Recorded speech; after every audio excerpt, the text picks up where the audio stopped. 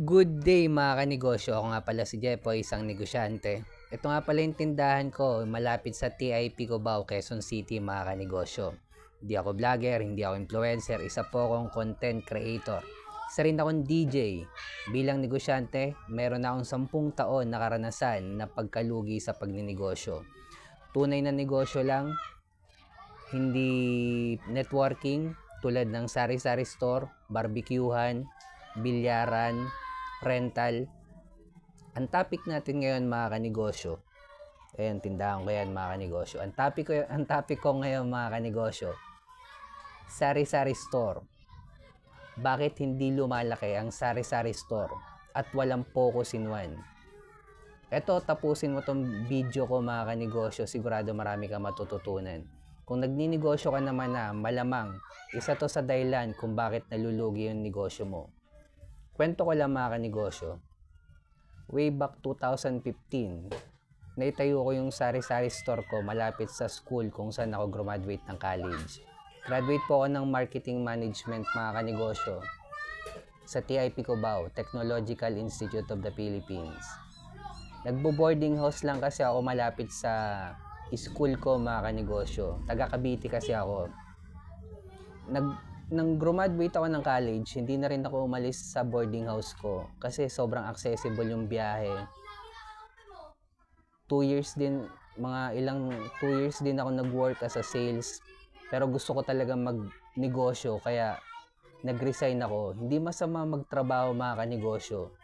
Kumbaga, ako gusto ko talagang pasukin yung mundo ng pagninegosyo. At gusto ko rin matuto. Ayun yung mindset ko kaya ako pumasok sa pagninegosyo. Bakit sari-sari store?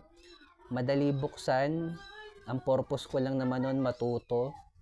Hindi ako marunong magluto. Nung binuksan ko yung sari-sari store ko mga kanegosyo, pang-anim akong sari-sari store na nakapaligid sa TIP Cubao. Sa aming anim, lagi akong mas mahal ako lagi ng 5 piso ng benta ko. Mahal lagi yung 2, mahal ako ng piso. Pero sa akin pa rin bumibili yung mga customer ko mga kanegosyo. Kasi malupit yung serbisyo ko mga kanegosyo. Ang natutunan ko sa pagtatayo ng sari-sari store, walang focus in one. At hindi natin mai-scale up sa level 2 business model yan mga kanegosyo. Hindi natin ma-apply ng franchising yan, hindi natin ma-apply ng distribution yan, hindi natin ma-apply ng manpower, licensing, software, at never magiging grocery store yan pag lumaki mga kanegosyo. Lagi nilang sinasabi, pag ang sari-sari store lumaki, magiging grocery store. Mali po mga kanegosyo. Ang sari-sari store pag lumaki, sari-sari store pa rin po yan.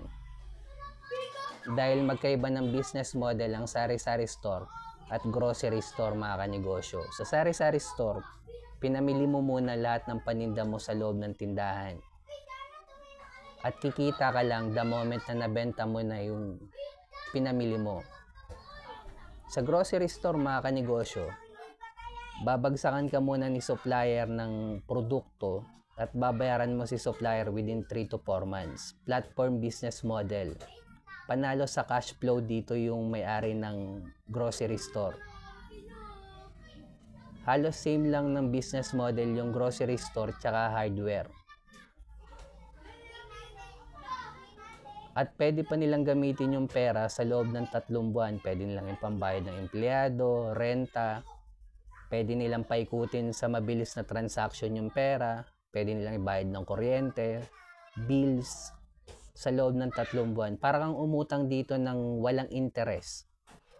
Nasa iyo yung cash sa loob ng 3 buwan. Kaya never magiging grocery store ang sari-sari store mga kanegosyo. Magkaiba sila ng business model.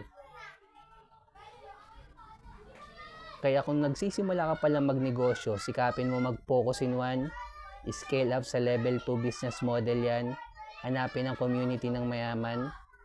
Pang-apat, kailangan na natin gumawa ng original content. At kung umabot ka sa dulo na video na to mga kanegosyo, subscribe ka naman sa akin, comment ka lang din sa baba, sabi mo sari-sari store.